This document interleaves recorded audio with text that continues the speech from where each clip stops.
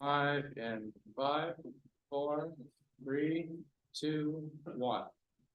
In the spirit of respect, authenticity, and reconciliation, the town of Slave Lake honors and acknowledges that we are situated on the traditional lands of Sawridge First Nation within Treaty 8 territory, home to Indigenous, Métis, and Inuit peoples who have occupied these lands since time immemorial. Councillor Gremlich. Let's have an amendment to the agenda. I want to add a 4B and have council meeting schedule conversation. And then I'll make a motion to adopt the agenda as amended.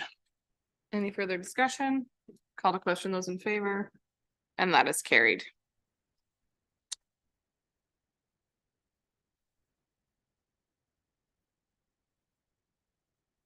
Councillor Hughes. I will make a motion to adopt the special meeting minutes from September 1st, 2023 as presented in the package. Any further discussion? Call to question, those in favor? And that is carried. Councillor Ferguson. A motion to accept the special meeting minutes of October 27th, 2023 as presented. Any further discussion? Call to question, those in favor? And that is carried. Councillor Gremlich. Make a motion to accept the regular meeting minutes from February 20th, 2024 as presented. Any further discussion? Call to question, those in favor? And that is carried. Okay, moving along to our delegations. We have MLA Scott Sinclair. Do you want to come? YouTube video, but I gotta grab my phone out of my phone. Holy Scott. Good. I feel like we need the Jeopardy music. Brady, can we work on like theme music for the little, like a little interlude at this point? Edit this out. Okay, I like it.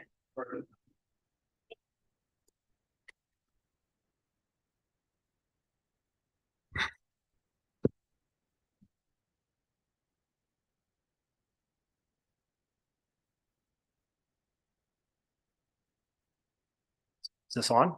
It is on. Floor is yours. Hello, everyone. My name is Scott Sinclair. I am the MLA for Lesser Slave Lake, and I'm here to provide a update on specifically items that were announced in our budget from the province of Alberta, but possibly even some specifics that are affecting the region, and then maybe even some specifics to the town of Slave Lake as well. And then at the end, I'd just like to address the homeless shelter conversation that we're having. It's a small town, so I've been observing it from a distance. And I did say that I would come tonight and provide a statement, which I will do at the very end, if that's all right with everybody. I'm not sure how much time I have allotted here, but I do have some pretty specific information, but it's broad. And I made notes beforehand. So for those who know me, I'll try and stay on task and just ring a bell or something if I've ran out of time, but Get the bell ready. So a couple real pertinent announcements for the town of Slave Lake. I think one of the major things that I campaigned on was Highway 88. And for a long time, and I've been driving it for about 9 months, there's been a sign up on Highway 88 with the Alberta province with no real explanation of what that meant. So it took probably about 2 or 3 months of advocacy meetings. This leadership and council, I just on the record or for everyone in the room, has been absolutely amazing in terms of supporting me to try and it's very, very important to have these meetings with the ministers and to make the most of our time. So during the Alberta municipality meetings, what's the acronym? The AUMA? Just AM now. AMA, sorry. With your guys' organization, we were able to book, I think 12 minister meetings in that week.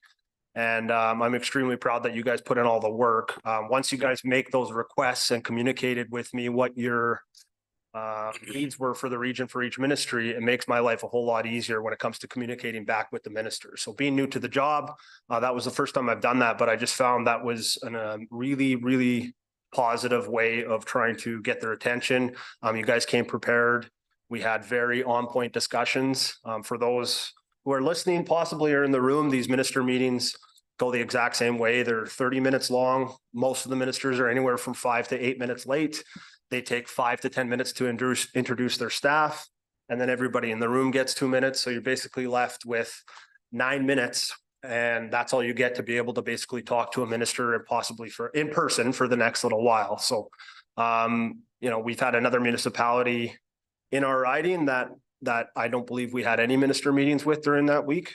So it does make a difference. Out of these minister meetings, if we're on the same page and I'm aware of what your issues are and I'm communicating on your behalf, we can see real funding requests get pushed to the top of the pile, or we can see advocacy happen at a faster rate. So I'd also like to thank I know they're not in the room, but the MD of Lesser Slave Lake has also been a really helpful partner. Highway 88, the update that I got probably 3 months into the job, and the first 90 days, I spent most of my time going to as many community events as I could in the riding. I felt that was something that was needed given what happened in the 4 years prior to me being here. So, but when we started to have these important meetings on Highway 88, I started to find out that their mandate was to purely just repave certain areas of Highway 88 with, which I basically told the minister that if he's going to do that, just let me know and I'll never go back there again, because everybody would be extremely disappointed with that. So from those meetings, we were able to, it took probably another couple months, but we have a verbal agreement with the ministry that they would go back to the drawing board. And I advocated that it would cost us more time because this repaving was going to happen this year. But I asked that we go back to the drawing board, and the request from just about everybody I spoke to was unanimous when it came to agreeing with me on this, which is if they're not going to do it right, then don't do it at all. So they agreed to widening the lanes for the shoulders, adding in one, hopefully multiple turning passing lanes, and improving the lighting. And we were able to prioritize the first kind of 35 kilometers of highway before the turnoff to Wabasca, which for most people that drive the road or that have businesses, that seemed to be the worst section. And then from there, as the 686 corridor gets built, which is going to increase traffic exponentially from Fort McMurray all the way through here, and then probably back up to Grand Prairie or Edmonton. By the time that's built, hopefully we can continue on with that process all the way to Red Earth. But in the meantime, we address the worst aspect of the highway, and it's also probably the busiest. So that came with a verbal agreement and then an announcement. And in this year's budget, they've allocated the money. I'm running through the line items to read it. And I'm also new to this, so I'm trying to get details on what this all looks like, but it's going to be engineering and design money with the possibility of construction starting this year. But they're still going to do the regular overdue maintenance on some of the bad parts of the highway. So if there's a pothole or a sinkhole, they'll still fix those in the meantime. But to me, this was a big win. This is something I campaigned on, and I'm pretty happy that thanks to a lot of people that are in this room and a lot of people that aren't, we were able to get, I believe, what the region wanted for an answer. These types of requests are not easy. I was just explaining to my buddy's dad in the back there, Bruce, that everything we think about the way we're perceived in government and resources is pretty much true. We get the short end of the stick. We're largely ignored. It's very difficult to get ministers to come here or to, I was going to swear, but in order to care about our community enough, while simultaneously taking all the resources that we provide with our wonderful oil and gas, forestry, et cetera. So, I'm only 9 months in, so I'm obviously still new to the job, but this has become pretty obvious to me. Having said that, we've been able to get, I think, 11 ministers now visit the riding in the first 9 months, with I think 3 or 4 that are going to visit probably right after our spring session is done. So you'll start to see May, June, and we'll get, I hope, 4 to 5 more. And then the premier will hopefully come back here for an event to be determined at a later date. But if you're not in council, in a cabinet, which I'm not, I'm a parliamentary secretary for Indigenous policing. So it's it's reporting directly to a minister, but within that file, you just don't have the same amount of information. You don't have the same amount of political stroke, and you don't have a budget. So in my opinion, the best thing I can be doing for our community is to lobby as many of these ministers as I can to visit our community, to visit with our groups, and to provide us the resources that we need. And then hopefully my personal goal would be, is and will be to get into cabinet, hopefully within the first 2 years of being elected. So, Councilor Graham? go I'll ahead. just say we met with more ministers in the first 9 months than we did in the previous 4 years of council. We were able to get more ministers lobbying and Scott getting them up here. So that's very appreciated that you're at least able to get some of them to visit our region. And I was speaking to a lady yesterday who was extremely emotional and said, that's not the way it should be. And that's BS, but not BS, she said, but which I wholeheartedly agree. But in my world, I have to deal with the realities that are. And until we can get probably a little bit more, maybe some more cabinet ministers from the north, or then this is the reality we have to live in. So whatever it is I have to do, get them here, or if I can get people to come to Edmonton and I'll set up meetings there, that's what I'm going to continue to do. So that I don't want to get too off track. I did a bit there, but on the Highway 88 project specifically. So one of the other things I campaigned on was trying to examine, this is where I was mentioning the North gets kind of ignored, is trying to examine the way that the Treasury Board indexes money for the province. So everyone in this room knows that we disproportionately pay more money into the Treasury per region or per capita probably than anywhere else. Maybe Fort McMurray, maybe Grand Prairie. So one of the ministers that's been very helpful and is Minister Dreeshen, the Minister of Transportation and Economic Corridors. He has been able to, and I'm happy to work alongside him and support him on this, but we've been able to advocate the Treasury Board to examine a pilot project so that money going into the Treasury Board is going to be examined in a different way. So right now, what you see is, and every week it seems like Calgary and Edmonton are getting more money. They're high-fiving each other over the ring road or another road or another school. And it's basically based on population. And that's how they base these findings. We're trying to change it, and we've gotten permission. And right now he's in his ministry only. He's doing a pilot project where the formula will have to do how much money is being inputted by a region into the Treasury Board, and then percentage wise, more going back the other way. So what that would mean, if they did that 100%, then we would have schools with water slides and ivory highways. But even if it's only a 10 to 15% change, that means a real difference in everything. So if this works and we can continue down this road, my hope is that I can continue to advocate Treasury Board so that they will follow this model straight across the board so that we get more money for healthcare, education, housing, and so on. So that in itself is just an early pilot project, but I am very optimistic that is something that will definitely benefit our region and other smaller populated but high resource areas in Northern Alberta. I'm just going to go quickly through each file and give you guys a brief rundown of some of the budgetary stuff. If there's any questions, just throw your hand in the air, and if I can answer them, I'll be happy to. The first one in the education file that pertains to the region is we've been able to fully fund the Red Earth Creek School. I've toured the school during the election cycle, and we have some pretty old schools in town, but for the most part, I don't think they're as decrepit as this one was.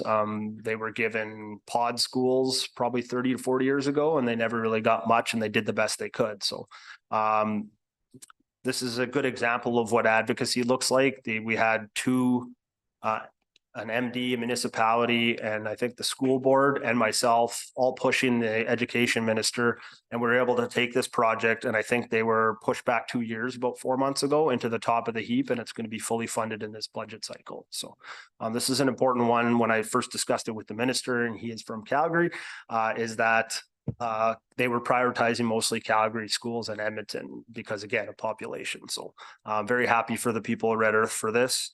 But it doesn't mean that I only advocate for Red Earth schools. I am very happy to announce this because anything that's good for the north, I think is good for us overall, and a rising tide lifts all ships.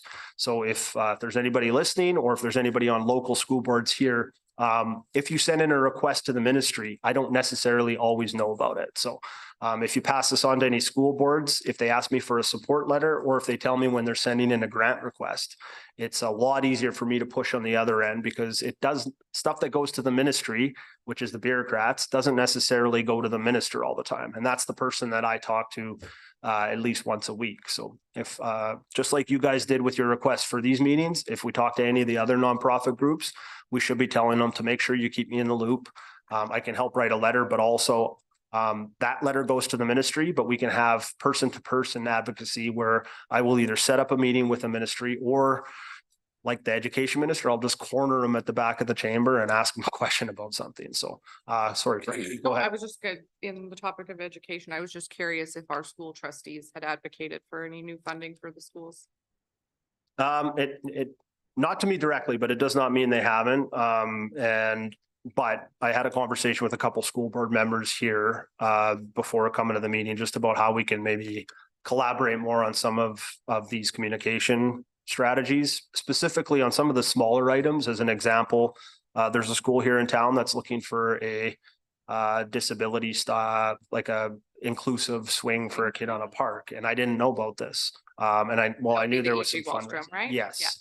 I don't know what I'm allowed to name or not name. I feel like I'm on trial here, so I'm being very vague, but not on purpose. But if I'd known, and for a small amount like that, like it's not small to regular people, but if it's less than 50,000, sometimes there's just money laying around in a different bucket, possibly, where we can just go get it. And especially this time of the year when year ends are ending, the fiscal year is coming up at the end of March. So if there is something small and the school or an organization has it, this is a good time to go poke a minister and see if we can make that happen. I was able to get $50,000 from a phone call with a minister for a skilled trades program that we're going to try here in Slave Lake, hopefully as a pilot project. But it's basically a new revamped version of like the Job Corps program that we have a lot of infrastructure for. So I think it's a good idea for something that affects our region and would also help with small businesses and the industry here. So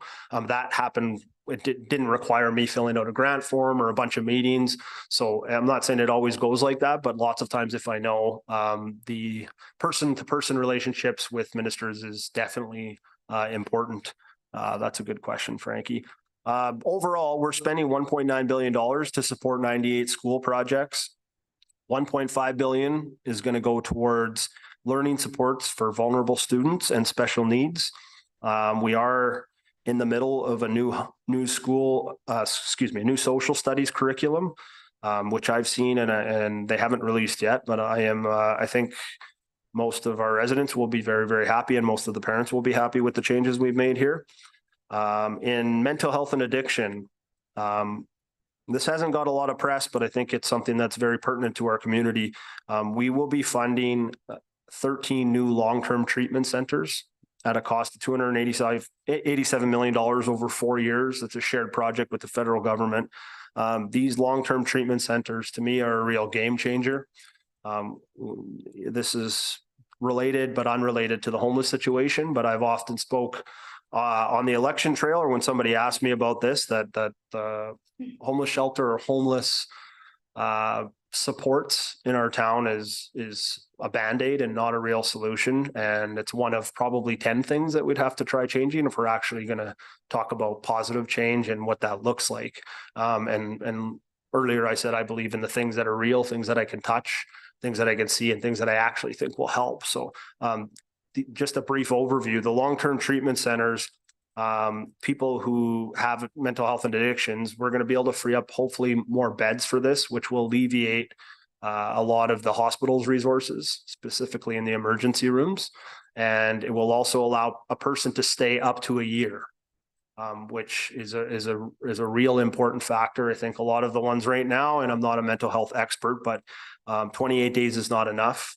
The Premier's Chief of Staff, Marshall Smith, is a big advocacy. You'll see our government does not believe in safe supply. We believe in the recovery model. And we believe that if you allow somebody with the proper supports to stay up to a year, there's a much higher percentage of them coming out of it with a positive result. These locations, there's 2 of them that are built, 2 in Lethbridge, 1 in Red Deer. I believe one's being pegged just outside of Edmonton and Enoch. As of right now, there is no conversation about us getting one in the region. And it's not that I wouldn't advocate for one, but when it comes to dealing in realities again and common sense, it would be very difficult for us to recruit and retain enough employees probably to handle a facility of this size. They're a $25 to $30 million buy. And I'm not saying that I won't in the future examine it, but my concern would be sustainability and our ability to be able to support people with everything else, housing, et cetera, childcare. So my advocacy will be in the logistics and transportation side. So whatever money is allocated to our region, I've been telling anyone who will listen to me that my hope is that we can, in a vision for where the shelter program is now to where it is a couple of years from now would be similar to what Edmonton did with a navigation center, where if we do had something in town, maybe someone can stay a night or 2, but hopefully we can gather some information and send them to the appropriate facility in a bigger center. Grand Prairie probably would be one that's going to be pegged and Fort McMurray, but that's me only speculating. There's no official announcement there. And that's what I was going to ask with regards to funding. I remember at Alberta Municipalities, we met with the Minister of Mental Health and Addictions, and the biggest advocacy point, aside from all of the other supports that we would require, would be the transportation system, recognizing that the likelihood of getting a $30 million facility in the next year is unlikely. So that was what my question was, is if they had put funding towards that, or is that what we would need to continue advocating for? There's no specific funding for it, but I've made my case very clear that the opinion, my opinion and the opinion of the people when I spoke to people that live in the region is that we probably aren't in a place right now where we'd be able to support one of these. But a big problem really is transportation and logistics in our riding as a whole. We don't have a Greyhound anymore. So, I mean, if it's retrofitting ambulance buses or something for seniors or people that need, like, we need to invest in those types of things so that we can get people to where they're going safely.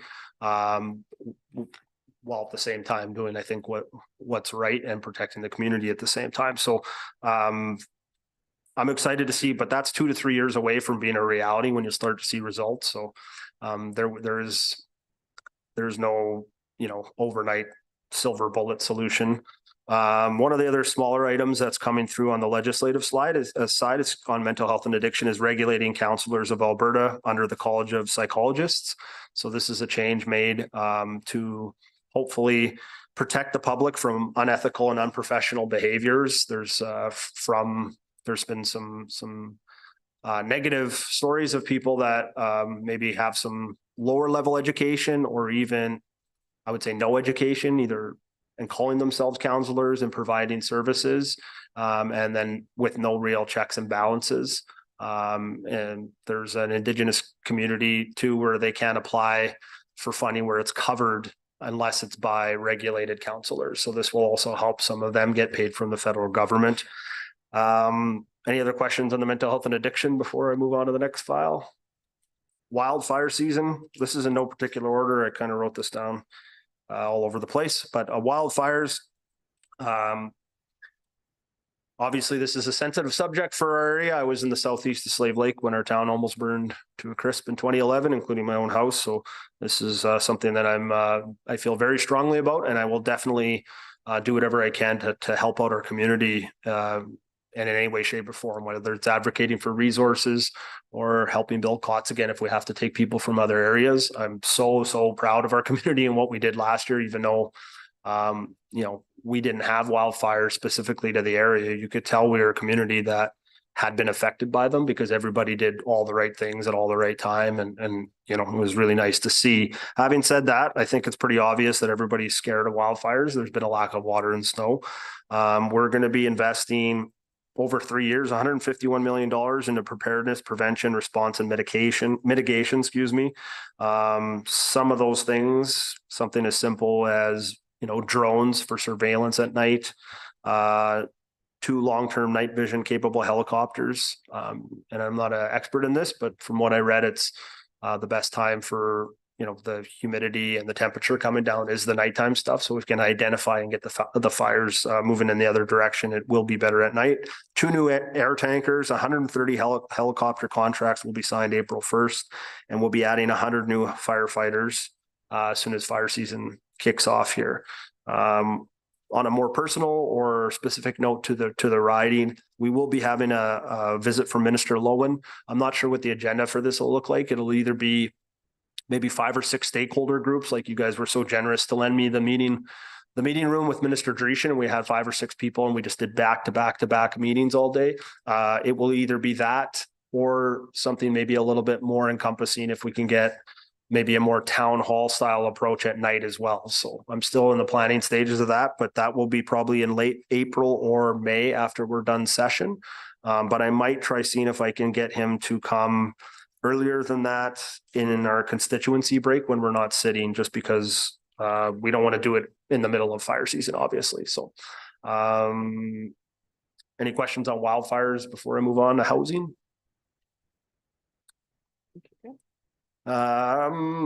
Excuse me. So housing, myself and Minister Nixon put a statement in the newspaper last week, and that is the Northern Star project is terminated. I wish I could provide more details, but because it involves an investigation in the Treasury Board, I'm not allowed to speak any more on that, other than I'm extremely disappointed that we're not going to get access to the 42 homes I think that were originally promised. But for anybody who knows me, we can talk off camera about it. I'm very, very interested to know what the consequences look like and what we can do to either get some of that grant money back for our community or restitution, but we're not at that stage yet, unfortunately. But I will make sure that I let everybody know the second we do, we could start discussing the options there. But it's in the middle of a legal investigation, and I'm not a lawyer, so I know better than to try getting too far into the weeds here on that. So We respect that you can't provide further details but council does sit on the Lesser Slave Lake Housing Board. yes. So when there is a time that we are able to look at the funding and the potential lost funding for our community, those are conversations obviously that we want to have. That sounds great, and I'll make sure I do that. So we will be allocated the remaining $2.7 million.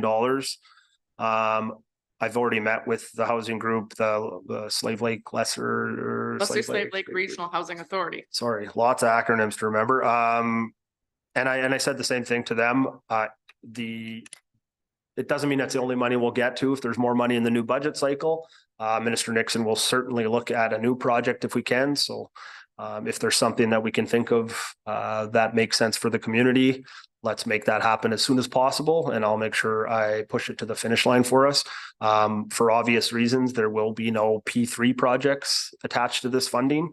And for anyone who doesn't speak crazy government language, P3 project means basically private partnerships. So it would have to be a nonprofit, a municipal, or an Indigenous community run funded project. But just so we're clear on that. On a more grand scale, a total $1 billion has been set aside for affordable housing units for the entire province. So this will be a new pool of money separate from that money I just mentioned. So if there's something that we think we can do here as a community, whether it's a couple apartment buildings and some small homes somewhere, I'm open to any idea. If it comes to the province allocating land, we are willing to definitely examine anything like that, where we would definitely give somebody an incentive if it means getting more homes built for your community. So there's definitely two different buzzwords too. People talk about affordable funding or affordable housing always. And I mentioned this to you guys when I met with your council a while ago, is that you're going to hear from our government the word attainable housing, because they're two different boxes. So the one box, affordable housing, is typically more of a subsidized model, which is certainly something that we're going to keep on doing. But there also needs to be a focus, and I completely agree with this, with attainable housing. And what that means to me is if somebody's done all the right things and they've gotten their apprenticeship program done, they're a journeyman, and they've maybe got married and they're 24 or 26, and they got a little bit of money aside. Right now, if you talk to those people, a lot of them don't believe they'll ever own a house. So, I'm not going to get too much into the federal politics right now, but what I would say, if there's something we can do at a provincial level, we're going to try making this part hopefully easier. So affordable housing is one box, and then attainable housing. And I don't know the exact numbers, but if it's somewhere between $240,000 and $340,000, with the interest rates and the down payments, that's something that's more of a realistic model. Right now, the cost of building houses in our community is the same number I talk to most people is $400 a square foot. So, that is insane to me. That means even if the lot's dirt cheap, and you guys do have some very affordable lots, and I just bought some land here recently here in the MD, but the cost of building what should be just a normal, not big home is somewhere between, I think, $590,000 to $700,000, depending on how you furnish it, which to me is not affordable and a little bit insane. So if there's anything our government can do, and me as your representative, any good idea, now's the time to come up with the out of box one. So that's not just for council, but if somebody has anything, they're welcome to send it to my office. But for sure, I can guarantee the $2.7 million will be kept here. And if there's more money, like I said, if there's something that we can come up with, it's a apartment complex or something, then we'll definitely look at that. Any questions on housing before I move on? Awesome. I mentioned Highway 88, the Highway 686 corridor is continuing. It's still in the development phase. So we haven't got to the point where they've sorted out all the prerequisites that they have to get through when it comes to consultation and where the road's going to go. But as that's being built, you'll start to see an increase in traffic onto 88, which is one of the reasons I think the funding concern would be that, over the next 5 years, we make our way north of 35 till Ritter. So hopefully they're finished near the same time and we can have good roads on both that are brand new. But it is good news for the region. I don't think there's any complaints right now about people finding work or protecting our wonderful oil and gas jobs. I think more of the concerns are, how are we going to handle more people moving here? How are we going to handle the transient population, the crime, etc. So I think that's something we would still consider. And but overall, the amount of money is given to our region from the transportation department is about $61 million, which is pretty good. And that's not just for Slave Lake, that's the entire riding. And that's everything from bridge maintenance to watershed and water treatment plant facilities. So that's pretty good news for us. Healthcare. I don't know if anyone wants to go to the washroom and take a break here, but this will be a long one, I'm sure. But healthcare, we have something very exciting, I think, is $167 million. Specifically, will go to rural communities and Indigenous communities to address gaps in recruitment and retention. So this is, again, something that I was very adamant should change for our government. And I won't take credit for it, but there was some people already kind of going down this road. So I'm not sure what this looks like specifically, but it is a good idea, I believe. We just can't afford not to pay people more to come and stay in our regions right now. There probably used to be a time 30, 40 years ago where the cost of living in Slave Lake or Smith or Canuso used to be so much lower that it made sense financially for people. But now it's either the same or more.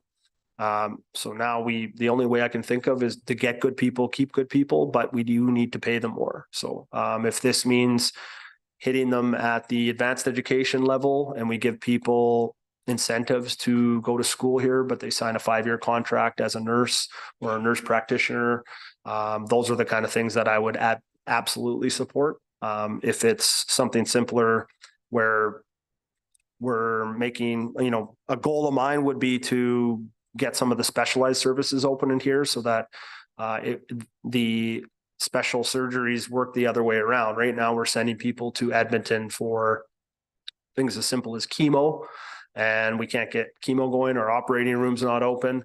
In a couple, 2 to 3 years, a big change for me would be we have people coming here for MRIs. We have people coming here for dialysis, and we help alleviate the city's healthcare system. But this is the kinds of ideas that I think we would need to 180 right now. So, but out of that money, I'm fully aware of the lack of registered nurses and the consequential effect on the possibility of losing our doctors, or more specifically our anesthesiologists. Am I saying that right, Frankie?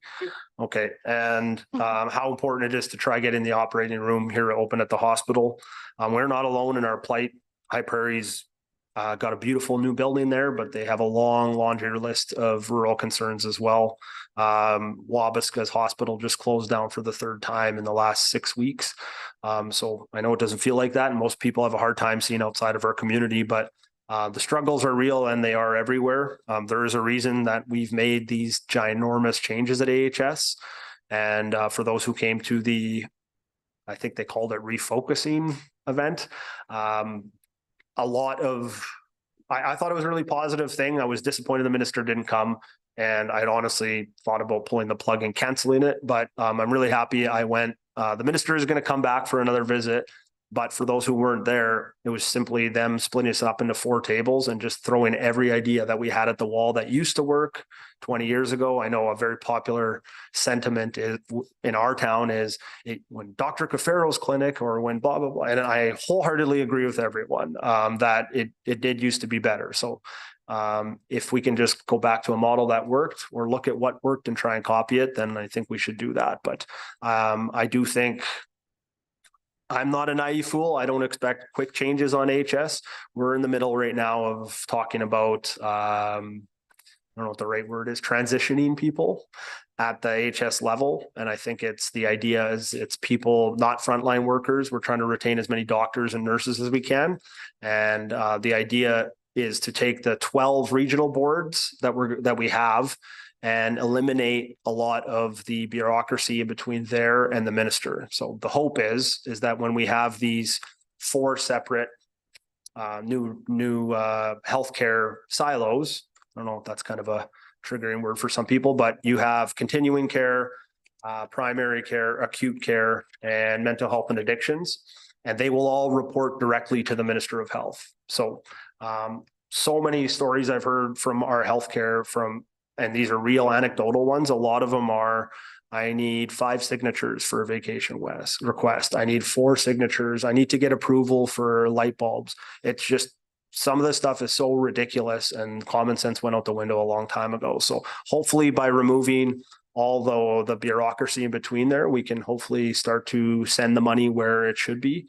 Having said all that, we're still increasing the healthcare budget, but hopefully with better patient outcomes. So You know if there's going to be more refocusing sessions? yep, there's one that will happen in the fall, but we're going to have a visit from the minister prior to that. And again, I don't know what the itinerary looks like for that quite yet, whether it's meetings during the day and a more, I don't know, something during the evening for people to go to work and then they can come and still have their voice heard. Town hall is a popular thing to throw around, but I have no problem taking comments from anybody, but if we have the minister here, it'd be nice if it was in a setting where everybody could be heard, not just the loudest person in the room possibly. And that's one thing that I heard that everybody was happy with the one that was here, is they split people up in tables so that if maybe you're more soft spoken or not super pumped about standing up in a room full of 300 people and saying something, you could still maybe tell your story about I would say that the refocusing sessions were very well done. Yeah. It came into it with very admittedly low expectations with regards to Alberta Health and the challenges that we were facing. I know when we met with the minister previously, that we shared all these concerns, and recruitment and retention was one of the big things, because to me, it's unacceptable that we have a hospital closure and that you can't have babies in our community. I just find that appalling and continue to as we do that. I think it's positive to hear about this funding being put towards that, but I will say the refocusing sessions were quite well done. And I was just wondering if there'd be more. So there's one for High Prairie. I know that'll be happening here in March, and then they'll have another one in the region in the fall. I think the idea is that we have some of the proposed changes that people put forward a little closer to what the legislative change would look like, or the administrative one. So hopefully when they come back in the fall, they said, because the funny thing is we were at 5 different tables. No one was talking to each other. I was bouncing around each table, just listening to every story. And what we ended up hearing at the end was basically the same 4 or 5 themes. We need more local input. less centralized planning. The access to doctors, the timelines right now are unacceptable. It used to be better here when we had those clinics before. It shouldn't take 36 to 60 days to book doctors. So all these same themes, we can't have a baby here. So they were all pretty common, but a lot of them started with having more local input. And I think the premier has heard this loud and clear. And I'm optimistic that we're going to try to attempt to make some of these changes, but it is steering a pretty gigantic ship. So, but some of the more specific items, we're making changes in the recruitment process. So the College of Physicians and Surgeons of Alberta, or the CPSA, if anyone wants to Google it, is right now we're opening up the recruitment. So individuals or organizations have a chance to be a part of the recruitment process. So what this means is in the past, AHS has handled this exclusively, and this has made it difficult when it comes to, I would say, smaller, maybe privately owned clinics, like Dr. Caferro's would have been, or Dr. Laughlin in High Prairie is an easy example. He would go to try and make his doctor recruitment programs, but at the end, they're still signed off on by AHS. So there was always one last hurdle to go on, and this will enable individuals or organizations to be able to be a part of that process, which hopefully you can go in and make it more enticing to come to your community. So that, I think that's encouraging. So if you're Slave Lake or Wabasca as an example, you have the ability, hopefully, to be able to put incentives in place to get somebody to come and stay in your communities. I wholeheartedly agree with everyone that a doctor or a nurse should make 30 to 40% more in Slave Lake than Edmonton. And a doctor in Wabasca, maybe they should make 70 to 80% more initially. I don't know what the math is, but I know that we need to put incentives in place that are realistic to the realities of the market. And right now that doesn't exist. So that's a positive bureaucratic change, I believe. And the CPSA is prioritizing family doctors, but plans to expand this to include specialties, which again would be good. It would give the ability to our community to be able to go and see if we think there's a business case for a specific surgical requirement, then maybe we can go see if we can get our own anesthesiologist. And I think that's encouraging. Overall, we're investing just under $500 million to the primary healthcare, including $15 million to develop a nurse practitioner compensation model.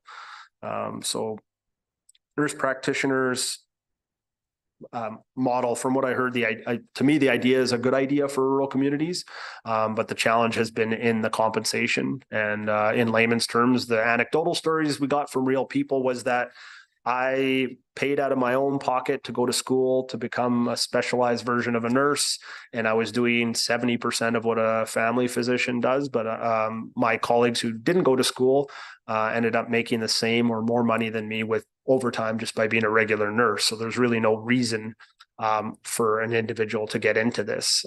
So we needed to try and examine the compensation model while simultaneously keeping our doctors all happy. So to me, this is where the surgical specifics become very important. So if we have a doctor who wants to be an anesthesiologist, let's keep him in that field as much as he can, because he's, number one, he's doing what he went to school for, so he's going to be happy. But number two, he doesn't have to worry about ripping through patients at the, and that's probably not a great way of saying that, but doesn't have to try jamming patients through at the family physician level to compete with the nurse practitioner in the same pool of money.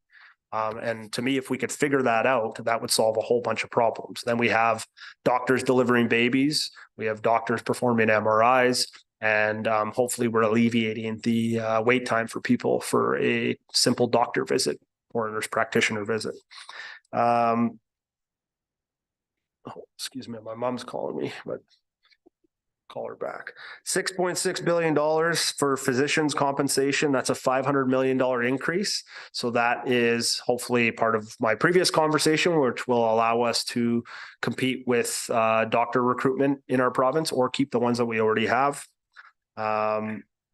Something I'm super proud to be a part of the advocacy for, and I'm very, very, very happy that we have announced it officially, but we will be building a standalone Stollery Hospital in the city of Edmonton. And again, if someone has followed any of my Facebook posts, I made a very passionate one about this to caucus and the premier directly because I am directly affected by it. My daughter's been there for 6 surgeries since she was a baby, and every single time I'm so thankful of how amazing the people are. And it's just a completely different experience that if you have to go there, it's probably something extremely sad and stressful, but you're very happy that we have these amazing people working at this place. But the building that they're in, I toured probably 5 months ago, and the building does not match the skill set or the passion for the people that are trying to help kids because they're mixed in with another hospital right now. So there's a kid named Dax that has kidney failure, and he has to get dialysis 5 times a week, I think. And right now Dax has to sit in a room, and he's a little trooper. He's only like 5, so he doesn't understand how wild this is, but he just sits on his bed with like a bunch of Lego and builds Lego all day, while people who have overdoses or criminals are sitting there in this bed 4 feet away from them. And yeah, we could do better as a society. So I'm very proud of that. And I know probably the first person who's going to comment on this is like, how does that affect Slave Lake? Well, the answer is 40% of the Stollery patients are from Northern Alberta. So that's 120,000 out of the 300,000 that go to that hospital. And the reason I know this is true is because if I talk to 20 of my friends from our town, 3 to 5 of them who have kids have probably had to make a visit to the Stollery. And if you have, you're probably incredibly grateful that the people are there are so amazing. So There with the kid's broken leg last May with my daughter's broken leg, and I can attest to how the care was fantastic, but the facility they had, I counted 45 kids in the weight room with various levels of breaks. So there's a lot of braces, a lot of casts, a lot of knee scooters, and everyone was there. And you had to walk around through like 5 or 6 doors to get to these little cubicle patient rooms. And you look around and you see the quality of care was fantastic, but the facility is just, they've outgrown it. It's not going to work anymore. yeah, and to be more specific to the region, so one of the benefits of being in this job is you get to spend 5 or 6 minutes with some incredibly powerful and important people. So talking to after we made the announcement, I got to meet some of the board members that I'd already met previously, and there's a group of us that did the tour that advocated strongly for this. But it's just in the early phases, but I am trying to see if we can get funding or at least a pilot project for a business case to see if we can take some resources and look at retrofitting our hospitals in Northern Alberta. So specifically, it might be silly right now and a bit of a dream, but if you go to Slave Lake, there would be a retrofitted reception center with a Stollery theme. So we get some of the Stollery dollars that we put in there, and it's Stollery themed, and inside there you have maybe a different reception area than the emergency room. And the kids don't have to maybe witness some of the stuff that you'd see in a emergency room at 3 a.m, and possibly more resources for what they're calling, I think, remote care training. So in, I think, Whitecourt, they had a doctor deliver a baby in the middle of a breach. And I don't want to get the language wrong here, but normally this would have been a flyout situation, but because of time, they weren't able to do it, but they were able to do some basically teams level training for that doctor. So I think this is something that we can examine with technology here, where you could have hospitals learning some of these things so that we might not be busy enough to have a kid's ward, obviously, but maybe we can have some resources where we have training and supports in place so that we can, we don't always have to send our kids to the hospital. So that's probably in the early stages, but I've gotten a yes and a little bit of money to the idea so we can keep pursuing it further. So tune in for more details on that one. $62.4 million over 3 years to create 2 rural health training centers. So this would, I think the idea behind this is to be able to train and recruit our own people in our own communities. And then hopefully the idea is that we get good people and keep good people. I don't have a lot of the details on where the funding's going right now. So if somebody has a question for me, I'll dig into it with the ministry and get them an answer. And then lastly, $35 million for emergency services and ambulance to update the fleet. And that's it for healthcare. Any other healthcare questions? Doesn't mean that's it for healthcare, but that's all I've written down here. So if I missed something, please email me and I'll look into it for you. Obviously, I was part of those roundtables and I know it's pretty early, but is there any insight when you're talking by region? Are we still gonna be grouped into a region with High Prairie and Wabasca? Or are we talking about consolidating it down to like Slave Lake's in charge of Slave Lake's healthcare? That's a good question, and a very popular suggestion for feedback was that people wanted, again, the revisionist history that everybody has of I can't remember the name of the old hospital board, we called it. But yeah, it had a big long name too, but right now the answer is no. They're sticking with the regional ones, which I was personally disappointed with, but it doesn't mean that we can't create subcommittees right now. So that would be my suggestion, is that we have a subcommittee maybe that works on something specific, like talking to Harry Bartlett about, what are the barricades between us and building and having chemo treatment again here? And if it's not money, which it doesn't sound like it was, because a lot of money was raised, what are the hurdles that's stopping us from getting it? And if it's a patient panel answer about population, well, I mean, they're going to have to give us a better answer than that if we're forcing our people to go in for a simple procedure. I don't know how simple it is, but that doesn't require a doctor. So that would be something that I would say as a community, if people are saying, well, what can we do?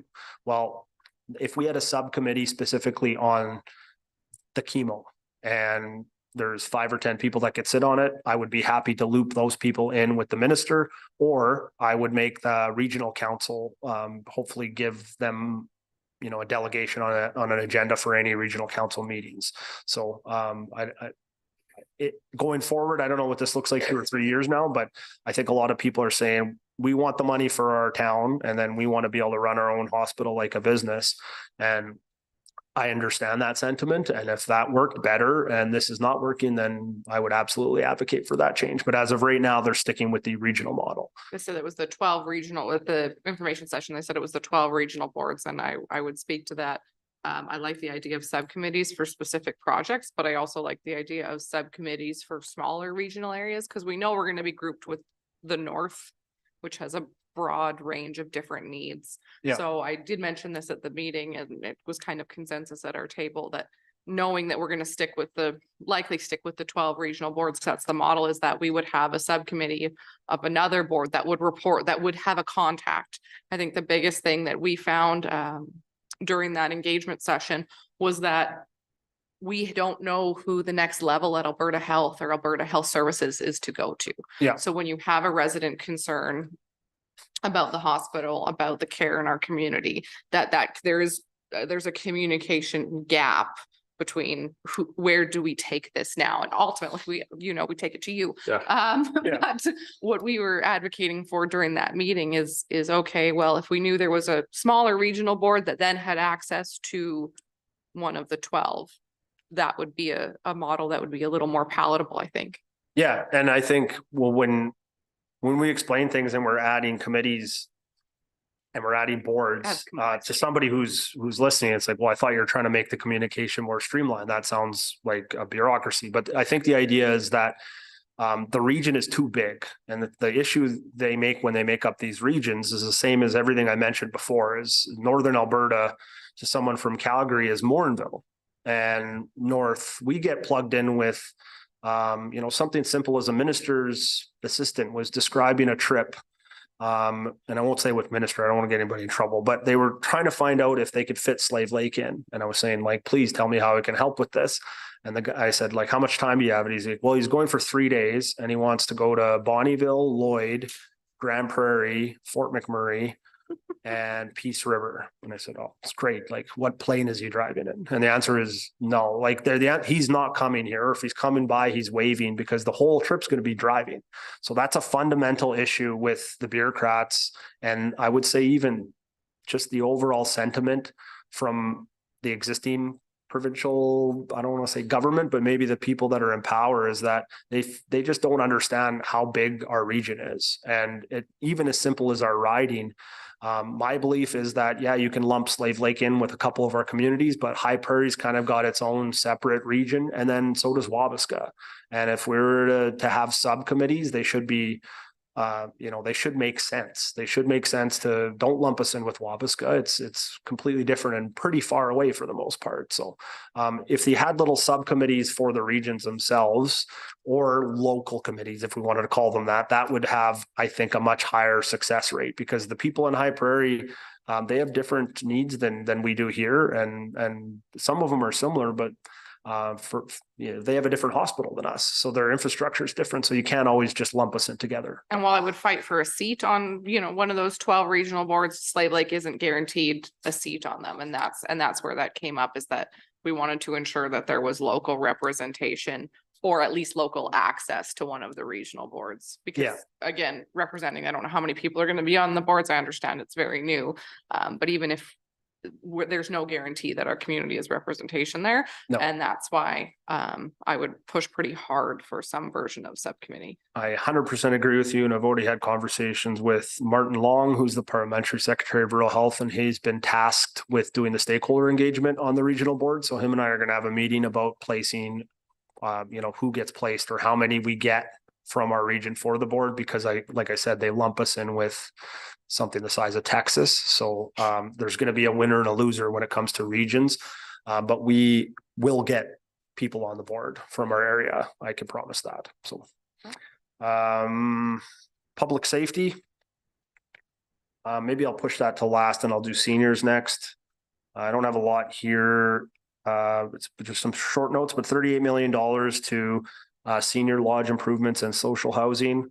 When we talk about the continuing care, and we're examining, I think, outside of mental health and addictions, right now, if you could free up some beds inside of probably more in the major cities, and they retrofitted the seniors lodges to be able to have more of a healthcare proponent to them, so that you can provide some of the healthcare inside of the seniors committees. The idea would be you'd free up beds in the emergency rooms or the hospitals, and then that would lower wait times would help hopefully a ripple effect.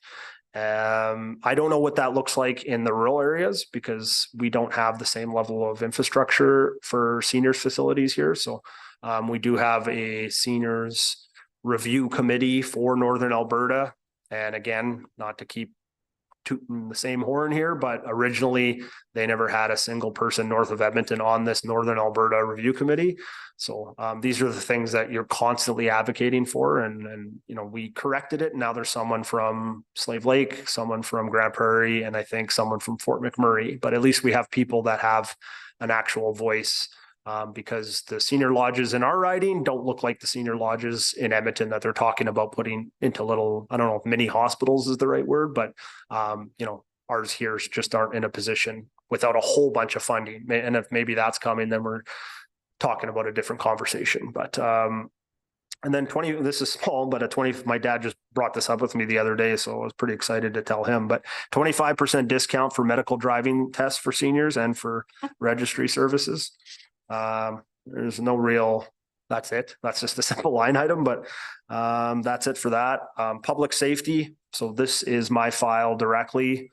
I'm the parliamentary secretary for Indigenous policing. So I report directly to the deputy premier and the public safety emergency services minister, Mike Ellis. Right now, my mandate in my policing model is to advocate for people to apply for the municipality and Indigenous studies grants. So this is a $30,000 grant available at any municipality or any Indigenous group, community. And what the grant is for somebody to come in and see what policing model works best for your community and then report that back to the ministry. The intention with this is there has been an outpouring of feedback on a lack of resources and a difficulty in recruitment and retention with the RCMP. You've seen several examples of municipalities that are deciding to go their own way with this, including, the city of Grand Prairie, and then some smaller size ones that might be a little bit more pertinent in our community. The challenge with this for me personally is I'm going to have to visit a lot of these communities. And right now the running list, when I looked at it, was 34 municipalities and 17 in Indigenous communities. So that's 51 places that I'm going to have to go spend some time in. So that'll eat up a lot of time here. So I'll have to do a good job of trying to balance that with going to as many community events as I can and making sure I'm spending time in the region. The good news part of this is I think the idea with parliamentary secretaries is they're finding out if you can handle possibly a cabinet position down the road, which I still believe is the overall goal for not just me personally, but our riding. If you're not in the room, then it's very difficult to make decisions that help us. So in terms of specifics to public safety. Oh, and just so we're clear, the town of Slave Lake and the MD of Lesser Slave Lake has applied for this grant, and we have received it, and you will get the funding for it. It just hasn't been approved yet. And then there's some misconception. This is purely just for consultation on what works for your community. It has nothing to do with, like, I can't spend the $60,000 on a security person that is overnight, even if I wish I could, but it's to examine something that possibly works for you guys. This is a little bit more specific. So 49 million to support first responders and sheriffs. We're looking at some legislation on the Alberta Sheriff side to be able to see if we can get them trained up and increase their scope of work from their responsibilities and jurisdiction right now. And hopefully that'll help if we can supplement some of the communities that are asking us for help. So an easy example of that would be in downtown Edmonton and Calgary. We sent in Alberta Sheriffs to help with just purely almost as a deterrent for some of the rampant crime. And if hopefully we can follow suit in some of the rural communities as well. We had a state of public emergency in the community of Calling Lake a couple months ago, and got a lot of news coverage, and I went there and visited a few times, and we offered Alberta Sheriffs there. And the tricky part is jurisdictionally, the RCMP has to request for Alberta Sheriffs. We can't go in on our own. But most of the community members that showed up to our town hall meeting, which is where I'm going to finish my very long-winded answers here with possibly a solution for our own, but they basically told the RCMP in the room, and there was a group of the leaders from 3 different municipalities, I think, and First Nations, that they wanted our help. The RCMP did not ask us for sheriffs, but they did perform a really effective sting operation, and they were able to catch what I would call just a bad actor and it was, I got pictures sent to me, and it was like a Narcos movie, giant machine guns, giant bags of drugs. And, I was super happy to see that initially. And then when it comes to our justice system, we couldn't even hold this offender for pretrial custody because of what the big takeaway I'd like for anybody listening here or in the room is a federal law called Bill C-76 that I will be actively lobbying for repeal, both in the House and with Indigenous leaders and community leaders. I am very I'm almost positive that the federal government will not repeal this law. So I'm hopefully that we can win an election, but this is the law that makes it very, very difficult, nearly impossible to prosecute offenders, especially because they have these, they're called Gladue reports, and they make it difficult. And to me, I don't care what color you are, if you stab people, if you hurt children, if you are constantly reoffending or dealing drugs or a gang member, then you should be prosecuted to the full extent of the law, and we should restore common sense law and order. We should start protecting our communities and our citizens instead of our criminals. And that's my personal belief, that I believe most of my government colleagues would agree with me. And if that did happen, I think that most of the people in this room and most of the people in the community would agree with me. They'd like to see more of that as well. So I don't know a specific answer for what that looks like right now in terms of the last part, which I'll say $8 million in community-based grants to address crime prevention. So this is something I just pulled up out of our budget prior to our conversation with the leadership, some of the leadership earlier, is seeing what we can do in the interim to address some of the rampant crime. So Calling Lake declared a state of local emergencies, and this triggers, I think, some federal funding, as far as I understand. And it also triggers the province to sort of work in tandem with each other, which is where the sheriffs come involved. So if this is something that this council or this community thinks we should address, if it gets bad enough, then that is an option at your disposal. You don't need to do that for me to be able to look into some crime prevention or ideas on what we can do. I don't know what that looks like, because it's, there's two aspects to there's the policing side and then there's the justice side. Yeah, I will And there- speak to the justice side for our community, as we've seen an increase in property crime as of late. There was a prolific offender that was locked up mid last year that was released earlier this month and is back in our community. And the short turnaround time, I was speaking with some members of the RCMP, and it's taking 30 to 40 property crime offenses stacked together before an individual is held for a longer period of time.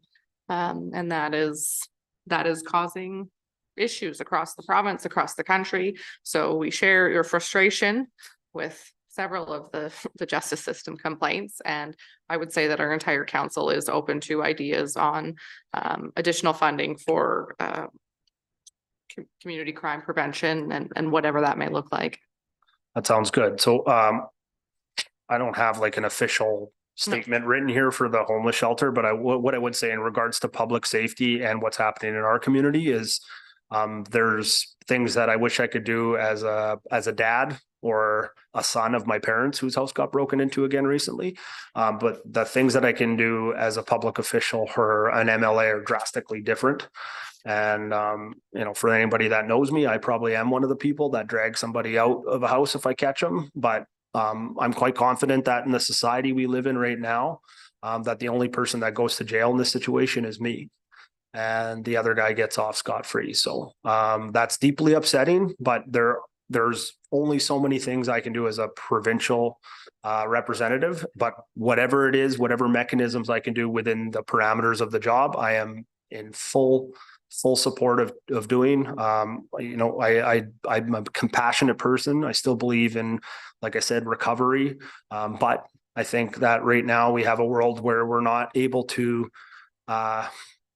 maybe I can say it and other people can't because I'm Native, but we have a world where people can't say that, somebody's, performing horrific crimes. They don't deserve to get lumped in with the people that maybe deserve a little bit of compassion and a warm meal and access to a recovery center. And if there was, just so we're clear on my position on this and where I've been, I was a part of a task force in Edmonton that had to convince the city of Edmonton that what we were doing as a province when we broke up the really, really dangerous tent cities in Edmonton was the right thing to do, not just buzzwords that the mayor was using, which is popular, like talking about reconciliation or intergenerational trauma. Well, that is real to me because I am those things, but you start to lose my compassion and the ability for me trying to help you when you start to terrorize families or communities. And we need to go back to, I think, preserving businesses, communities, keeping families safe. So I'll say the same thing in there and here today is that I've toured these tent cities, the ones that we did break apart, and they are not playing guitar around a campfire and singing Kumbaya. There's stolen bikes stacked. They're making fences out of them. There's propane tanks with mini meth labs. There's a prominent gang that is that basically intimidates all the people in there. They charge $5 to use the bathroom to their other people in there. We've been hearing stories of the people get the safe supply drugs and trade the gang members for the real street drugs that they're looking for. And then the gang members go and sell the safe supply drugs to other people or kids. So I got a big heart for people. I was raised that way. I love our community because I think we have a very compassionate base. I'm always proud of growing up here. I am a product of people being compassionate. Especially outside of my family. I've had lots of amazing people help me in this community, but this doesn't excuse people from breaking the law and constantly stealing or constantly breaking into properties. And there needs to be some sort of balance and some sort of conversation had where we can say these things and they're valid concerns without being called a bigot. But at the same time, hopefully, we can talk about other things in a compassionate tone, where we're not known as a community that's awful, because I grew up here. I know it's not. I'm proud to be from here. I always have been. The wildfire season is a perfect example of what our community looks like when we band together. But some of what's been happening in the last year or two, one of the most constant phrases I hear, this is not the community I grew up in. And we need to fix that. So specifically on the homeless shelter, when I was new to the job, and I'm still freshly new, but this council and many other members were advocating for 24/7 shelter funding. And I think there's been a bit of a misconception or misinformation about what that means. So when people hear the word permanent, I think probably they envision that we're building like a 4-story homeless shelter, and that the capacity is going to be thousands of people, and we're going to be able to take people like a mini Edmonton. But that, as people in the council know, and the people that are running the shelter currently, is the capacity hasn't changed. So it's one ATCO trailer with the ability to, I think, to take 25 people max. Does that sound right? And from what I heard, mostly we're looking at 14 to 18 people. And I think it's important. There's an absolute black and white distinction between the people that I think mostly use these shelters and then the people that are probably not living in the shelters because there's rules. So this goes to a lot of people have questions about why the town is running it or the municipality and not a group. And we're talking about the challenges of the existing leadership group, to which I think their intentions are pure and they're really good people, but a lot of people in this town donated either services or money or trailer shacks so that we could have a homeless shelter in years prior. And for whatever reason, they were being destroyed. The porta potties were being vandalized. So any good, all these people who want to be good citizens and take care of our town, are ruined by a few bad actors. So the idea, and it probably came from a group of us, but even just myself personally, was that if the town ran it and they had what I used to call maybe cookum rules, where my grandmother, we were always welcome in her house. You could stay for a day or two. She didn't judge you. Stay for a week if you're going through some struggles, but you couldn't swear, you couldn't drink, you had to help out around the house, and you had to treat her with respect. So, that was my suggestion. And obviously I don't think it's a good idea for the municipality to run this long term. So in a year or two, if we can transition this to a nonprofit that is capable of running this thing within, I think, strict rules, that would be the idea. But again, like I mentioned earlier about the treatment center, we do not have the same level of resources that Edmonton does. So the mustard seed, as an example, would not work here because we could, number one, we don't have the people here. Number two, we don't have the money to be able to pay the people to come here. And these are homeless. The homelessness funding is not so much about the infrastructure, it's about the operations. So let's pretend that people send my MLA email 2,000 signatures and I vet them and they're all members of the community. And they all ask me, they say, we do not want this here. Okay, so in a hypothetical world, even if I agreed with you, which I don't, we pull the funding and we don't have a homeless shelter here, then the people that requested the grant funding prior to us taking it over, it's fully within their rights to go get 300,000 in grant funding again from the federal government, even if somebody asked me not to support them, which I wouldn't. But even if they did, it's fully within their right. That group was running it out of the Friendship Center since 2015, I'm pretty sure. So, and everyone's getting real worked up about the location. So the Friendship Center is beside a daycare, it's beside CJ Schurter and a church. So all the Middle things, residential. yes. So I'm not saying that I know the location for this. I'm not saying that this is going to be a great solution to all our problems. But what I am saying is that there's a lot of unintended consequences from us going down a road where we start to talk about doing these things. One of which is, just on the relationship side with future funding. So let's pretend again, we have a hypothetical situation where we pull out of the homeless shelter. Well, there's going to be an incredible amount of backlash for our community. And there's going to be news cameras, and then we're all going to be left with the consequences of that. So I told you how difficult it is to get ministers to come to our community. Well, I want to build apartments. I want to build houses. I want to lower our tax base. I want to help get officers here. I want more doctors to come here. I want a daycare center to come here. I want to protect our oil and gas. These are all things I run on. I believe in public, common sense law and order, but if we do some of these things, like I said, there's unintended consequences, and the funding is purely for operations going forward for this fiscal year. It's a pilot project. If it doesn't work, and like I said, if I get that kind of feedback, I believe in democracy. I will absolutely examine whether or not it's a good idea going forward.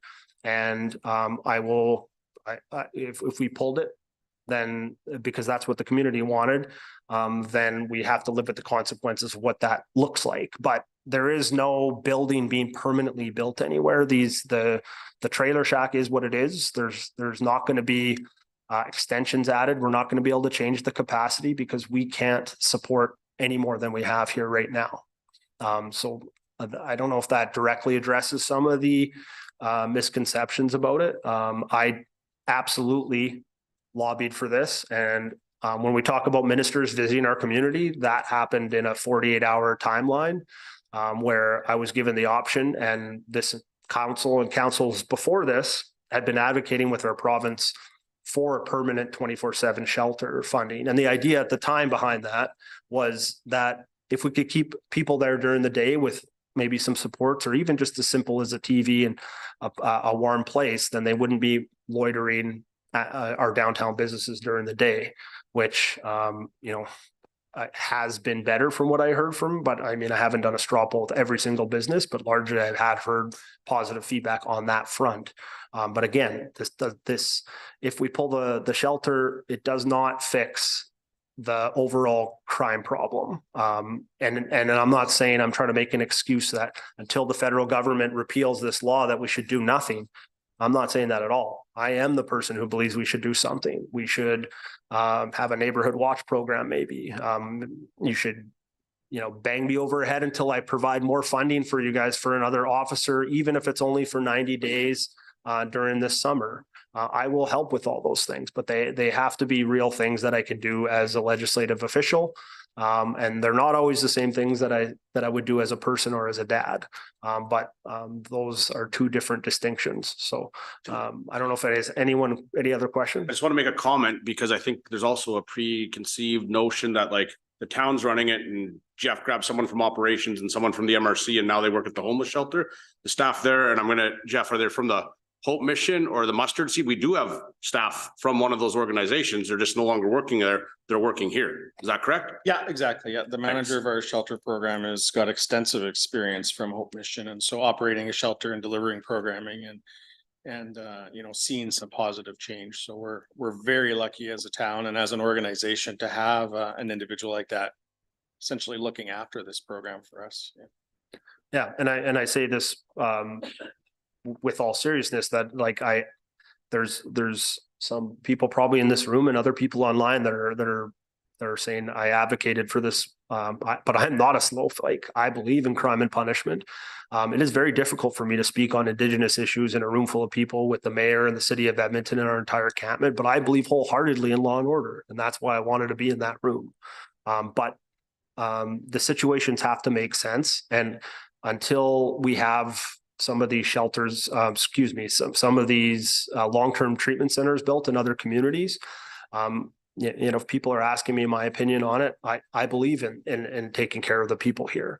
But if there's any part of me that can help in making sure that either that law is repealed, or if we can do something from a public safety perspective or a policing perspective to help with the drugs and the gangs and the property crime, I wholeheartedly agree with it. I will do whatever I can within my power to support that as well. But I'm just not of the belief that this solves the other problem. Like I said earlier, if somebody wants to lay blame for who got the funding for it, I'm more than happy to take it. You don't have to I take believe, that no, all no, the no, way. Thank this you is for being important. able to get us the funding. But For anything. but it's important for people to hear. I did it because I believe that it was the right thing to do in the moment. And sometimes we have to try stuff. We've been for years advocating for funding like this. And if it has a catastrophic effect over the next year and it goes the other, then I'll be the first one to say it didn't work and we can go to a different model or we can look at something different.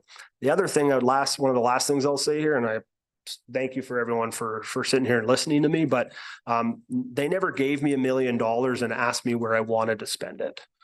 So I had, not a very long time because it was a pilot project for a community our size, less than 25,000 people.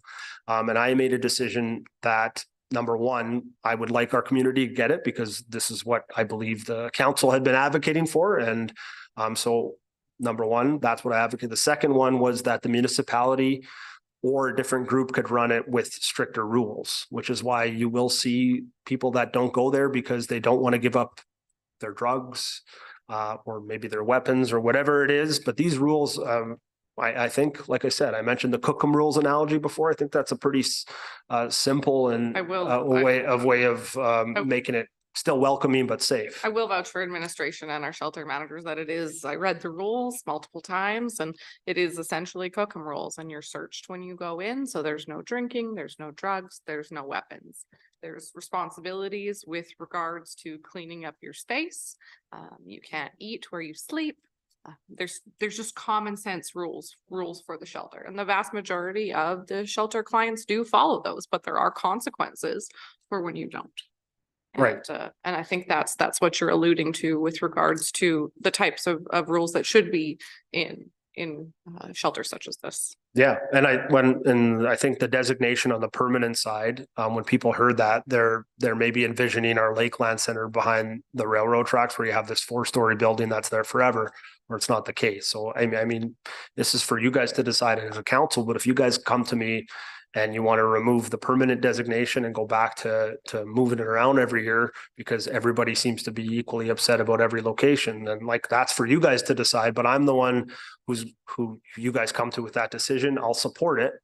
And I will either try to go get the funding again for you, or we can look at funding something different. But like I said before, I think it will have unintended consequences and it will not help with our ridiculous soft on crime justice problem. And if somebody wants to sign a petition, I'll be the first one to sign it to repeal Bill C-76. And for any of the political nerds that want to follow me in the assembly, you'll hear me speak on it for the second time in the House next week, where I'm going to call out our Prime Minister on it. And I would be happy to work with an active group of people that want to lobby for this law. And I will commit time and resources to it because I believe it's a huge stumbling block for us keeping our community safe. So, and I'm not, if there's something the province can do, I'm not alleviating myself from that responsibility. I report directly to the Deputy Premier. And when we had an issue in Calling Lake, he asked how we could help. And I said, I'm going there tomorrow. And he said, well, why don't you offer up our sheriffs? And so it was that simple of a conversation. It never got to that point where we were able to do it, but I'm curious to know what that looks like. So if it comes to that and there's a mechanism for the council to be able to make that request, or if there's a grant for crime prevention, like I said before, I am absolutely committed to making sure that we get that money to keep our community safer. I have a question, kind of what is on topic. You spoke about tearing down the camps in the cities and stuff, correct, right? Yeah. So these start popping up in Slave Lake and on the outskirts and stuff. Is that something the province wants to get into again in rural Alberta? Or was that a city of Edmonton issue that you guys helped deal with? That's a good question. I think the dynamics of the city and here are a little differently.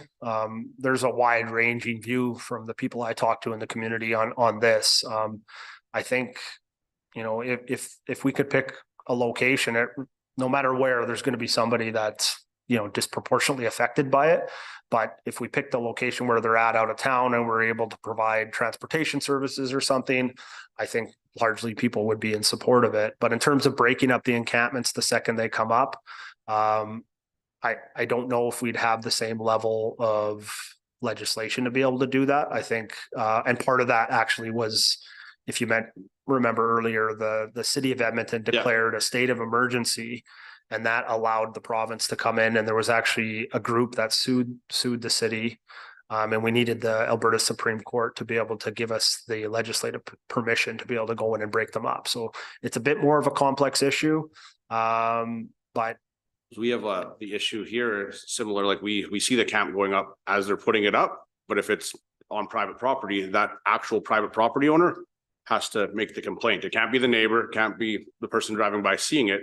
You have to wait till that landowner makes the complaint. So then it's up for a while and you can't get it down. So I was just curious if the province was like, no. On provincial land. Yeah, if it's on provincial land, if they're Because interested. on town land, that's the same thing that Yeah. the process, the camps that were dismantled previously.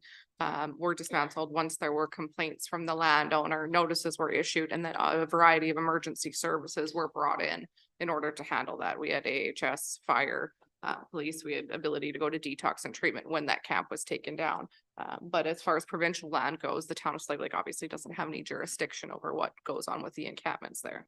yeah, I think part ways through the summer last year, I think the province did step in at some point because there was a liability issue with I believe a company that the land was like sharing with Crown Land, but I don't know all the details on that. That would have to be probably on a case by case basis. But if there's, like I said, we would look at it with face value.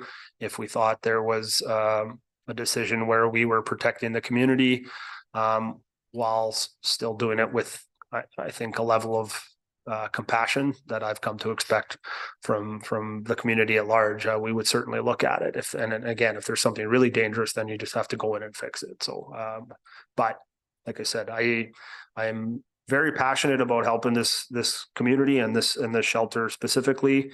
And the reason I mentioned I don't mind taking responsibility for it is I'll make a post about this on Facebook.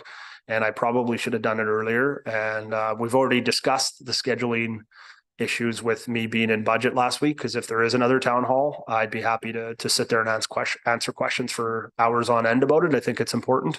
But the responsibility for the money being here, you can absolutely lay at my feet. But I was doing what I thought was right for the community, and based on the elected leaders in this room advocating for me, to me directly. So, I've already said this to some of my family and to some of my friends about what I'd say in here. But if I'm able to do some of the stuff I discussed earlier, if we can fix Highway 88 properly, if I can help be a part of making wait times for doctor visits 5 days instead of 50, if we can build schools here, if I can protect our oil and gas and our forestry sector, and do all the things that I think we can do as a community in my short 3.5-year lease on this job. And people decide not to reelect me because I supported this homeless shelter. I can promise you for the rest of my life, I will sleep like a baby. So, but I am willing to listen. Like I said, if somebody puts 2,000 signatures in front of me, I wholly believe in democracy. I believe those who step forward do the work. So the reason I'm in this position is because I knew there'd be weeks like this. But I think that it's part of the job. So it's not just cutting ribbons and dropping pucks. This is part of what I signed up for. So I can take the good with the bad. Very happy for Highway 88 announcement. Very happy for the Redder School. And I look forward to delivering more stuff like this in the future. But I don't know if anyone has any other questions about this. I'd be happy to answer them. Go ahead, Andrew. Mine is more of a comment, not a question. Thank you for, going into detail with not just the homeless shelter, but everything that you've shared. Very good detail to have. And I just wanted to say thank you for advocating for our community. And just say, continue to do what you're doing there. I know how tough it will be. And there's still going to be tougher days ahead. So just please keep doing what you're doing. The second thing I want to touch on was over the last week, we've seen that when information comes out, lots of people take it the way they perceive it. So I just wanted to highlight that even though the individual who's managing the shelter right now was from one of the big names in Edmonton, I don't remember exactly where. that individual did not move here because of the shelter. That individual was here several months prior to, just because I've seen people take information and make do with it as they will. I just wanted to highlight that because I know the individual personally, because he worked for the organization that I'm employed by prior to going to the homeless shelter. So I just wanted to put that out there. Thank you. No, I don't know if you're looking for a response or anything either. What I was gonna say is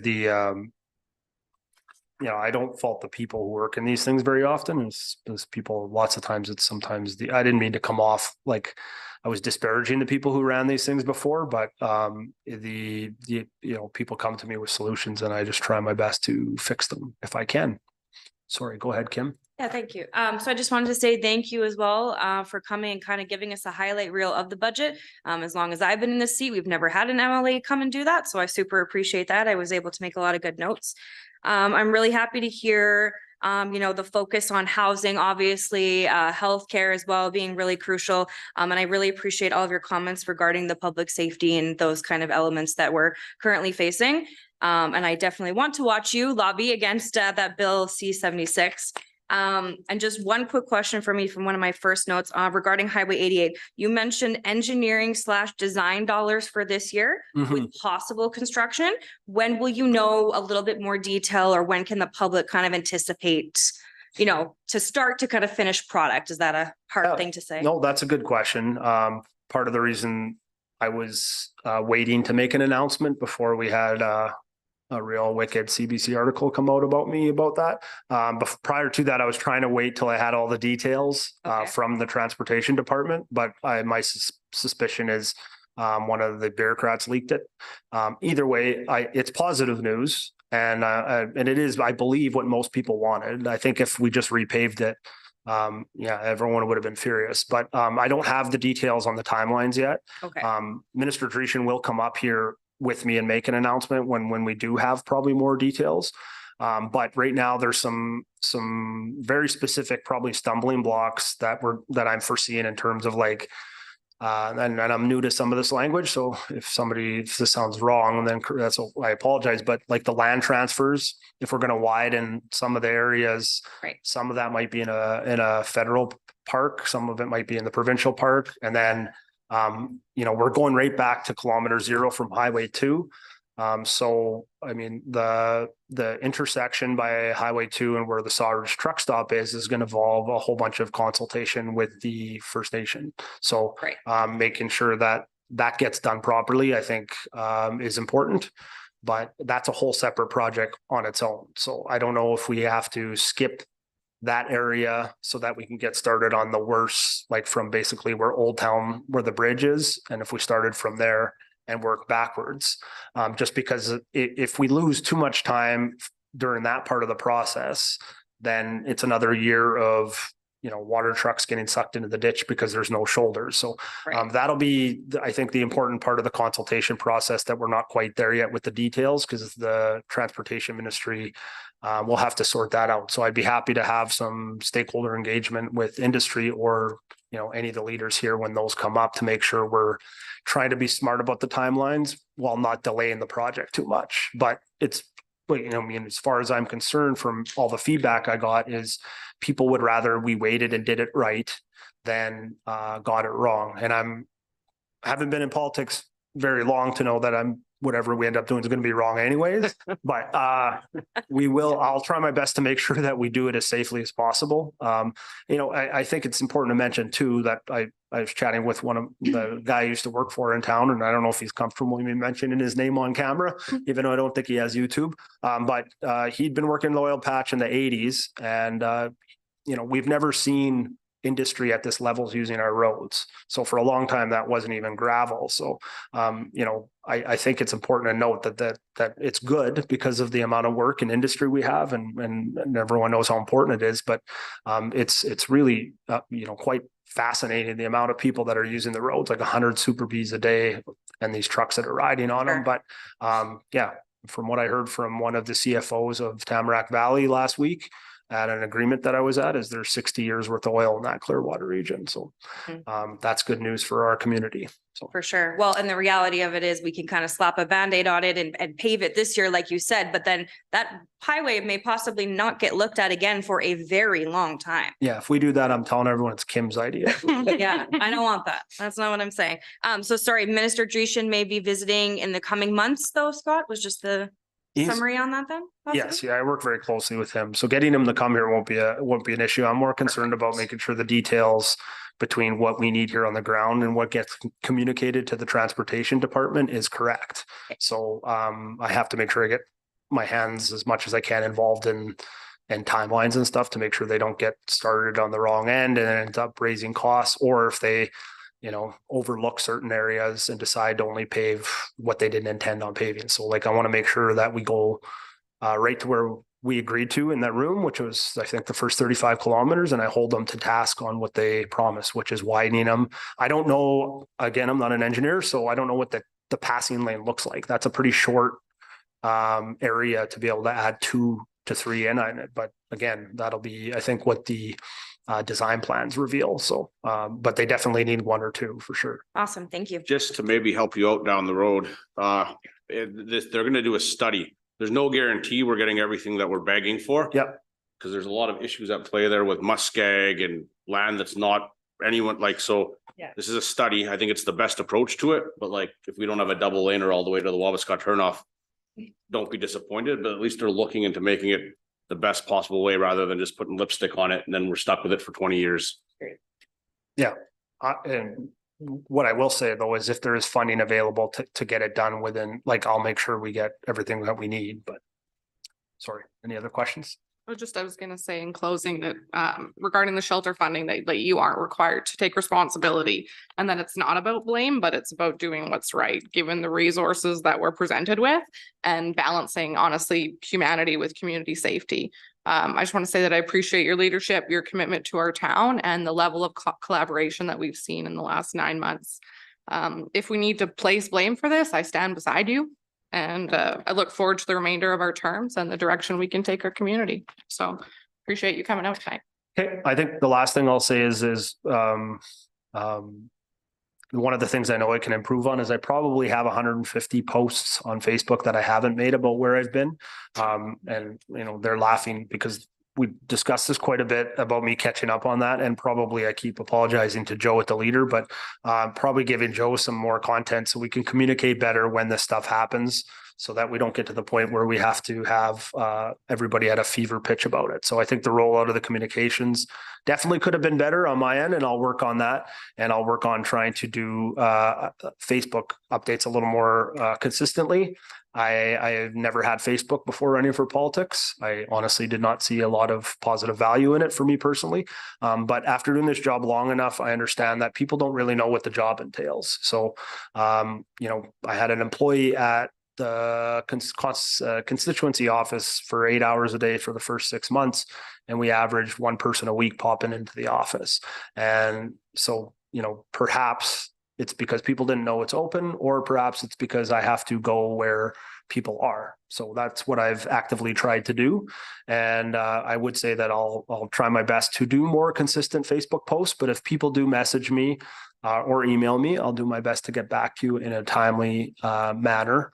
And I was just going to say that I think people don't understand maybe the levels of the job, but we're about to sit for about 6 to 8 weeks from Monday till Thursday, pretty much all day. And then we're on a constituency week right now where I can come back and visit the communities more. But I will actively work on my Facebook posts. I know I'm slow on them. But like I said before, I'm new to politics, but I think people, like I said, don't understand the, what you do on a daily basis. But after probably personally being a little bit burnt out before Christmas, I took a bit of a pause from doing more posts, and then people started asking where I was right away. And I didn't realize the amount of people that do tune into your Facebook posts. So I don't know why I said that 19 times in a row, but it's important. So I will work on that. But if there's any other questions. While you're working on everything you're doing, just so the general public know, how many committees have they put you on? I sit on 7 committees. I'm the chair of 3 of them. One of them is a real important one. It's called the Public Safety and Wellness Committee. So, you know, I didn't mention it and I should have actually, but we've announced, but it's not legislation yet, the parental rights that some of you heard about in the news that I believe a lot of parents in our region, but it largely in Alberta are in support of. And it's a very sensitive issue that I take quite seriously, both as a dad, as an elected official. But that ran through this committee that I chair and that we approved probably 6 months ago. The AHS refocusing, where we're dismantling AHS, that ran through that committee 5 months ago. The committee work, like I said, I think there's about 5 layers to this job: sitting, community events, committee work, and communications with the community at events. And then I would say probably case by case engagement. And what that means is like 40 to 60 texts a day, 30 phone calls. And I'm happy to take them. I signed up for the job, put my hand in the air, but a lot of them are personal to the people when they, and those are cases as simple as, can you help me with my passport? And that is absolutely not a provincial issue, but I would be, we still take those calls and try to help people if we can. So if it's. I was calling as my brother-in-law, not as the MLA. If it's as simple as redirecting them into, Arnold's office on the federal side, then we're more than happy to do that. But I think that probably what I didn't expect from the job is the amount of probably personal calls that you get on stuff that's not necessarily provincial related, but I'm still happy most times to take those calls. Lastly, I was just going to say, as a reminder about the constituency office, is we went through an employee change where I'm in the middle of hiring one, but we went without another. But our office will be on Facebook. We'll post our office hours more consistently.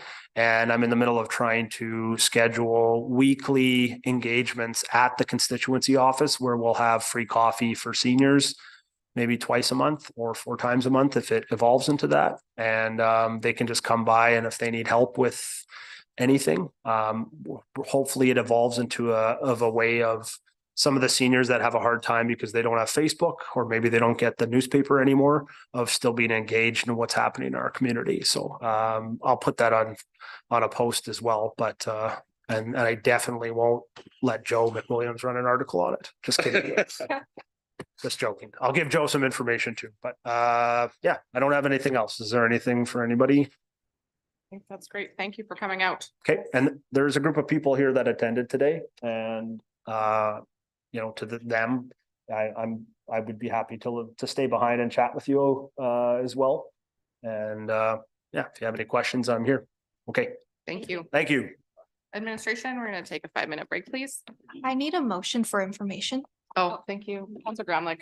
I'd like to make a motion to accept MLA Sinclair's report as information. Any further discussion? Call to question those in favor, and that is carried. And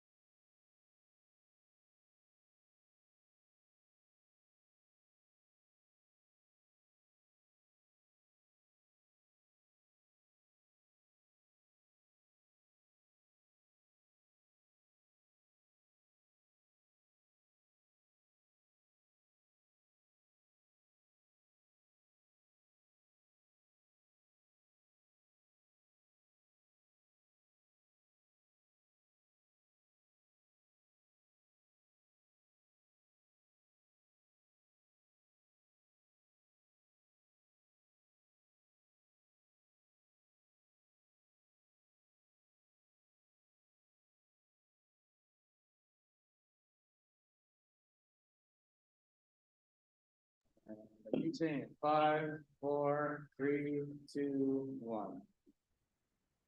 Continuing on, we have our 2024 organizational report. Jeff, that's your report? Yeah, thank you. So it's just a quick one. So the purpose of this report is just to bring to the town of Slave Lake's 2024 organizational chart to council for information. So on February 5th, 2024, the town of Slave Lake's 2024 operational budget was amended and accepted. As a result, the 2024 organizational chart's has been amended to reflect the current authorized positions within the organization. Council has an option tonight to accept the organizational chart as presented. And you will see an updated copy of the organizational chart attached to the report before you. Councillor Moallem. I'll make a motion to move to accept the town of Slave Lake's 2024 organizational chart as presented. Any further discussion? Councillor I Ferguson. just have a quick comment. So I just, some of the comments I heard this week during the meetings that we had with the shelter engagements. So despite the chart that shows, this big, huge organizational chart underneath the town council, the chief administrative officer and all that. I did want to emphasize that as town council, we have one employee, and that employee is our CAO, Jeff Simpson. So sometimes we hear comments that, well, why can't you be giving direction to this employee over at Public Works or at the shelter or this or that? All our direction goes through our CAO. We have one employee. It would be very inappropriate for us to give direction to any of the town staff. So I just wanted to address that misconception. We see a big chart here and our one employee, it's like an hourglass. We're at the top of the hourglass, the CAO is in the middle, and the town staff are underneath the CAO. So just wanted to address that anyways. Appreciate the comment. Any further commentary? Okay, call to question those in favor.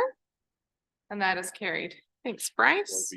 And then we also now are moving on to the amendment on the agenda, which is 4B for the council meeting schedule. Yeah, as we talked, or actually our MLA mostly talked, we didn't, but that's not out of the ordinary, but he was gracious enough to set us up with some dates with some ministers in Edmonton. Unfortunately, they fall on a council day. So the council meeting that would be on April 16th, I'd like to move to April 23rd as we don't have a council meeting that day, so we don't miss a meeting. We just delay it. So I'd like to make a motion to move the council meeting from April 16th to April 23rd. Yeah, there's 5 Tuesdays in April, so that will still allow for the last week of the month vacant. Any further discussion on that motion? Call to question those in favor. And that is carried. Question period. Councillor Hughes. Yeah, this is for Jeff. Just curious, when our MLA mentioned wildfire season up and coming, I was just wondering how the town is doing with preparations. Are we prepared? Just kind of a general update for that, or is that kind of something coming down the road? Will there be any reports to council, etc.? Let's let the public know what's going on. Yeah, so I can speak to a little bit. So you would have seen, and I believe we've been pushing through our social media channels, number of different social media messaging regarding preparations, what people could do to prepare themselves, to prepare their whether it is go bags or make sure they have their essential items close by, whether it's relation to fire safing or fireproofing their property or their house, or getting rid of old and dead trees and whatever the case may be, right? So there's been a number of those sorts of things that have been happening. I mean more operational in terms of the town, though. Sure. Yeah. So this is one of the elements from the communication side that we've been implementing. From our fire department side, you have seen, and this council has approved a substantial investment in some more fire suppression equipment. So we are actively on the process of acquiring and hopefully receiving that equipment. So essentially another significant fire suppression trailer that will help should we ever require that sort of capability, not only for ourselves as the municipality, but as you know, we're part of a regional fire services model. So also our partners with the MD. Okay. We are from an ESS perspective, so emergency social services perspective, the minister or the the member of legislation, Mr. Sinclair there had spoken about how Slave Lake is often considered that helping hand, that location where we've, in the previous years, we've been a reception center for other communities in evacuation. So administration has been reviewing those plans as it relates to ESS and having some initial discussions, even with some of those communities that we may have helped in the past. Okay. Ahead of time in preparation of, if there was another instance of, of requiring us or an ask for the community to help. Mhm. Here's kind of how, there's some discussions that are happening as it relates to that. Okay. And then lastly, we've put an order in for more rain and snow. So Perfect. we're hoping to receive that and to increase our moisture levels in the community, and Certainly. shy of that, probably a lot of praying that it happens to be a wet spring and summer. So Yeah, I think most residents would be along the same train of thought there. And I just wanted to ask because it seems like I know there was actually a fire in High Prairie not too long ago. It seems like an early start to the season. So just wanting to check that we ourselves are prepared here and ready to tackle whatever comes our way. So thank yeah, you. it is definitely on our radar for sure. And I don't think it's not on anyone's radar that either works for the town or lives in the community, right? So. Any further questions for administration? All right. As I see none, we'll move forward into State of the Lake. Ally? Firstly, I would like to congratulate, well, firstly, it's my only thing. I would like to congratulate the U13-1 Thunder on 2 big wins this past weekend. They'll take them to the finals this weekend against Vegreville in a 3-game playoff series. So let's wish our boys and our girls good luck. Go Thunder. What days are they at home, Councilor Moellum? Pardon me? What days are they at home? Maybe people want to come watch. No, it's 3 games in Vegreville. It's Friday and That Saturday. Sounds like horse crap. Probably is. That's what it is. Huh. Yeah, I heard that they're a difficult team to get to travel. Okay, we can talk about this after. That seems ridiculous though. I think they had a better winning percentage or something. Okay. Council Hughes? You have an update? No, I don't have. Okay, I wasn't sure. Sorry, I thought you had an Nope. update today. Sorry, I got that. I had your name written down. Is there anything else for State of the Lake? I will, Councilor Oh, Grant. I was gonna Nope. make a motion to go into closed session. Yeah, that works for me. Okay, all right. Any further discussion? Call the question, those in favor, and that is carried. So can't you, like, you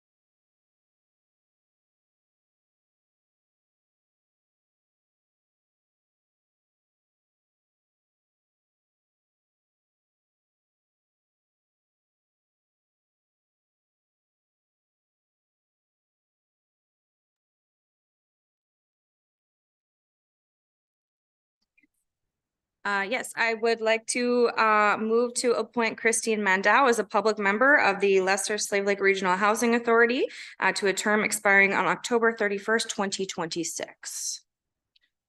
Any further discussion? Call to question those in favor, and that is carried. Counselor Grumlich. Motion to adjourn. Any further discussion? Call to question those in favor, and that is carried.